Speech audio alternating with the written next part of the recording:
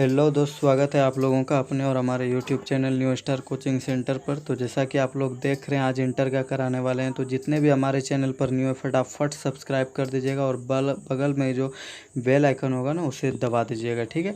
ताकि जो भी हम इस चैनल पर डालते हैं आप लोग पढ़ पाइएगा और सही से ध्यान में रख पाइएगा, ठीक है।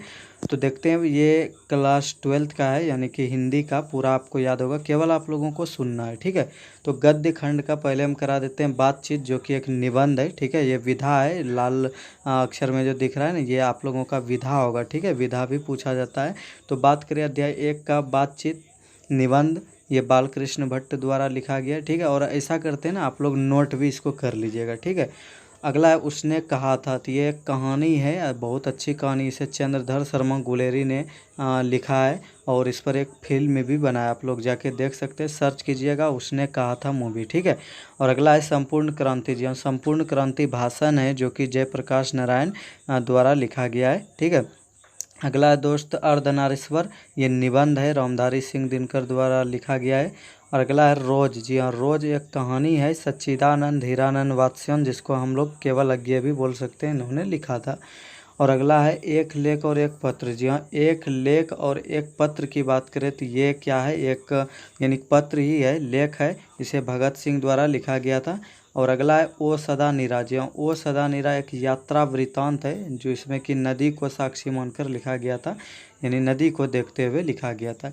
अगला है इसे जो लिखा था वो जगदीश चंद्र माथुर साहब ने लिखा था। उसके बाद है सिपाही की माँ। जी हाँ, सिपाही की माँ ये एक एकांकी है, नाटकीय कहानी, जिसे मोहन राकेश द्वारा लिखा गया है, ठीक है। अगला है प्रगीत और समाज। जी हाँ, प्रगीत और समाज की बात करें ना, तो ये एक निबंध है, जिसे नवंबर सिंह द्वारा लिखा गया है। अगला है जूठन, दलित आत्मकथा है और इसे लिखा गया ओम प्रकाश वाल्मीकि द्वारा। हंसते हुए मेरा अकेलापन। जी हाँ, हंसते हुए मेरा अकेलापन जो एक डायरी है, इसे मलियस द्वारा लिखा गया था। अगला है तिरिच। जी हाँ, तिरिच जो बहुत ही खतरनाक जानवर होता है, इसे ये कहानी है, उदय प्रकाश द्वारा रचित है। अगला है शिक्षा पाठ, अंतिम पाठ गद्यखंड से, ये शिक्षा शास्त्र है, जिसे जे कृष्णमूर्ति यानी जद्दू कृष्णमूर्ति द्वारा लिखा गया है। चलिए, तो अब इसका हम जन्म और मरण याद करते हैं, ठीक है, जो कि बहुत इंपॉर्टेंट होगा आप लोगों के लिए। आप लोग क्या कीजिएगा ना, इसको नोट करके आप लोग जहाँ भी सोते हैं ना, वहाँ पे इसको चिपकाइएगा। क्या होगा, बार बार देखने से ना आपका मनस्पटल जो है, यानी मनोदृश्य में ये बैठ जाएगा, ठीक है। तो देखते हैं, बालकृष्ण भट्ट साहब का जन्म जो है वह 23 जून 1844 में हुआ और मृत्यु 20 जुलाई 1914 में हुआ, ठीक है। अगला है चंद्रधर शर्मा गुलेरी साहब। जी हाँ, अध्याय 2 का जो लेखक है चंद्रधर शर्मा गुलेरी 7 जुलाई 1883 को जन्म लिए थे और 12 सितंबर 1922 को मृत्यु को प्राप्त हुई, ठीक है।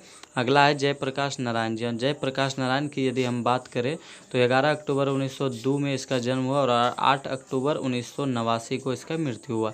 अगला है हमारे भारत के राष्ट्र कवि जो रामधारी सिंह दिनकर जी है, 23 सितंबर 1908। जी हाँ, 23 सितंबर 1908 में जन्म लिया और 14 अप्रैल 1974 को मृत्यु को प्राप्त हुए, ठीक है।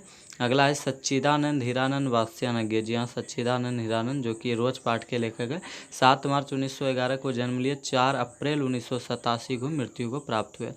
अगला है भगत सिंह। जी हाँ, भगत सिंह जिसे फांसी दिया गया था 28 सितंबर 1907 को, 28 सितंबर 1907 को जन्म और 24 मार्च 1933 शाम 7:33 में जी हाँ फांसी लगा था, जिसे लाहौर षड्यंत्र केस में फंसाया गया था, ठीक है।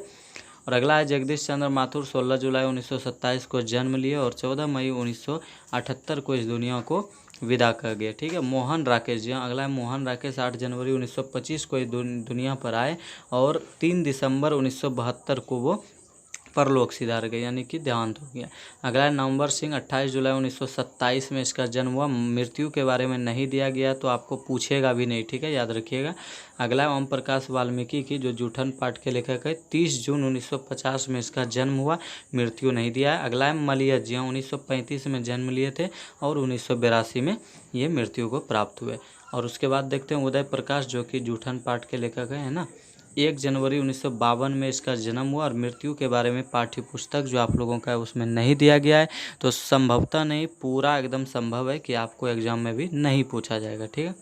अगला है जद्दू कृष्ण मूर्ति, जिसे हम लोग जे कृष्ण मूर्ति भी बोलते हैं, ठीक है, जो रोज शिक्षा पाठ के लेखक है। तो ये 12 मई 1895 को जन्म लिए और 17 फरवरी, जी हाँ 17 फरवरी 1986 को ये दुनिया को छोड़कर चल गए, ठीक है। और हाँ दोस्त, इसमें क्लास 10th का जो भी आपको पढ़ना है फटाफट जाके देखिए, वीडियो लिस्ट में पढ़ा हुआ है, साइंस मैथ जो भी पढ़ना है आप लोग पढ़ सकते हैं, ठीक है। तो चलिए अब जो हम लोग करेंगे ना वो होगा पद्य खंड। जी हाँ, पद्य खंड यानी कविता बोले या पंक्तिबद्ध कविता बोले, ठीक है। तो पहला आता है कड़वक, इसमें भी 13 अध्याय है, 13 अध्याय का हम बताएंगे आप लोगों को।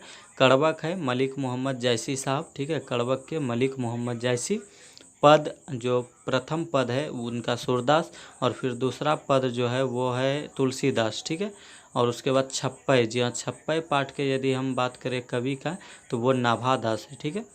और उसके बाद बात करते हैं कवित्त का। जी हाँ, कवित्त की बात करें तो वो भूषण जी है। और तुमुल कोलाहल कला में, जी हाँ तुमुल कोलाहल कला में जयशंकर प्रसाद जी द्वारा रचित यह कविता है। अगला है पुत्र वियोग। जी हाँ, पुत्र वियोग की यदि बात करें तो वो है सुभद्रा कुमारी चौहान, ठीक है। अगला देखते हैं उषा। उषा पाठ के यदि कवि की बात करें ना तो उषा पाठ के कवि हम लोगों का है शमशेर बहादुर सिंह, ठीक है। उषा पाठ के कौन है कवि? शमशेर बहादुर सिंह। उसके बाद देखते हैं जनगण का चेहरा एक। जी हाँ, बहुत अच्छा कविता ये, पढ़िएगा जरूर। जनगण का चेहरा एक गजानन माधव मुक्तिबोध जी द्वारा ये लिखा गया। उसके बाद देखते हैं अधिनायक। जी हाँ, अधिनायक की बात करें तो वो रघुवीर साय द्वारा लिखा गया एक बेस्ट यानी बहुत ही अच्छा पोएम यानी कविता है, ठीक है। अगला बात करते हैं प्यारे नन्हे बेटे को। जी हाँ, प्यारे नन्हे बेटे को ये विनोद कुमार शुक्ल द्वारा लिखा गया है, जो कि क्लास 10th में भी एक कहानी लिखे हैं मछली, ठीक है। अगला है हार जीत। जी हाँ, हार जीत की बात करें ना तो ये अशोक वाजपेयी, पता है ना, ये ला शत्रुज में रहे थे, यानी कि अभिनयों में रहे थे बहुत, यानी मात्र 18 दिन रहे थे और 27 गद्य और 35 कविताएं का रचना कर दिया मात्र 18 दिन, ठीक है। अगला है गांव का घर, जो कि आप लोगों के पाठ्य पुस्तक का अंतिम है। जी हाँ, अंतिम ये गांव का घर कविता जो है ना आप लोगों का पाठ्य पुस्तक का अंतिम कविता है। तो इसका यदि कवि का बात करें तो वो है हमारे ज्ञानेंद्र पति, ठीक है, ज्ञानेंद्र पति।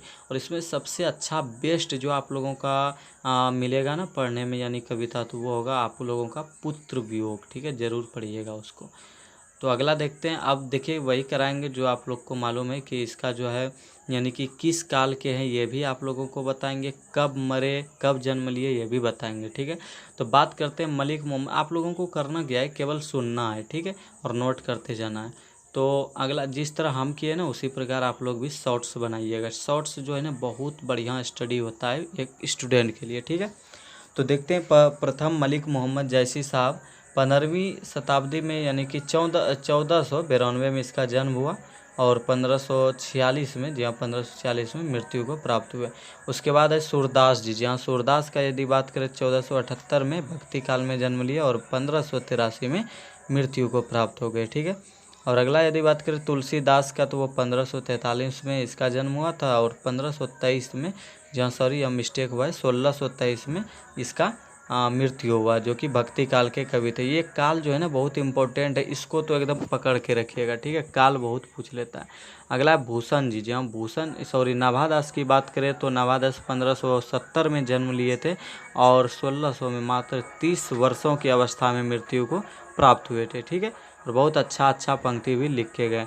अगला है भूषण जी। हाँ, भूषण जो 1613 में भक्ति काल में जन्म लिए और 1715 में जो रीति काल आते आते उसका मृत्यु हो गया था। अगला है जयशंकर प्रसाद, इसको हम जयशंकर परसाई भी कभी कभी बोलते हैं। तो इसका जन्म 1889 में हुआ था, ठीक है। और बात करें संवत 1946 के अनुसार ऐसे हुआ था और मृत्यु उसका 1937 में हुआ, ठीक है। और अगला है सुभद्रा कुमारी चौहान। जो सुभद्रा कुमारी चौहान जो एक लेखिका थी और कांग्रेस से चुनाव भी लड़ी थी, एमएलए बनी थी मध्य प्रदेश की, ठीक है। 16 अगस्त 1904 को जन्म हुआ और 1948 में मात्र 44 वर्ष की अवस्था में इसका मृत्यु हुआ, ठीक है। अगला यदि बात करें तो वो है शमशेर बहादुर सिंह। जहाँ शमशेर बहादुर सिंह 13 जनवरी, जहाँ 13 जनवरी 1911 को जन्म लिया और 1993 को ही मर गए। अगला बात करें गजानन माधव मुक्तिबोध साहब का, तो इसका 13 नवंबर 1927 में, जहाँ 13 नवंबर 1927 में नहीं बल्कि 17 में इसका जन्म हुआ, और 11 सितंबर 1917 को, सॉरी हम मिस्टेक हुआ है, ठीक है, इसके लिए हम अलग से आप लोगों को बता देंगे, ठीक है। यहाँ पे क्या अगला देखते हैं, रघुवीर साय 9 दिसंबर 1929 को जन्म हुआ, ठीक है, और मृत्यु 1990 में हुआ। अगला विनोद कुमार शुक्ल 1 जनवरी 1937, इसका भी मृत्यु नहीं दिया है। अशोक वाजपेयी की बात करें तो 16 जनवरी 1941, इसका भी मृत्यु नहीं है। बात करें ज्ञानेंद्र पति तो 1 जनवरी 1950 में। और अगला जो आप लोगों का लास्ट है ना, यानी कि प्रतिपूर्ति जो लिखा गया है लास्ट में 3 अध्याय है, बहुत ही मस्त है, बहुत ही बढ़िया है, पढ़िएगा आप लोग ज़रूर। और पढ़ने से ही आप लोगों का काम होगा, क्योंकि पढ़िएगा ना तो आपको बहुत ही मज़ा आएगा और याद भी ऑब्जेक्टिव हो जाएगा। तो प्रथम है रस्सी का टुकड़ा, जिसे कि गाइडी मोपासा ने लिखा था, ठीक है। अगला है क्लर्क की मौत। क्लर्क की मौत की बात करें तो इसे जो लिखा गया था वो है अंतोन चेखव के द्वारा, ठीक है। और अगला है पेशगी। जी हाँ, पेशगी जो लिखा गया वो है हेनरी लोपेज के द्वारा।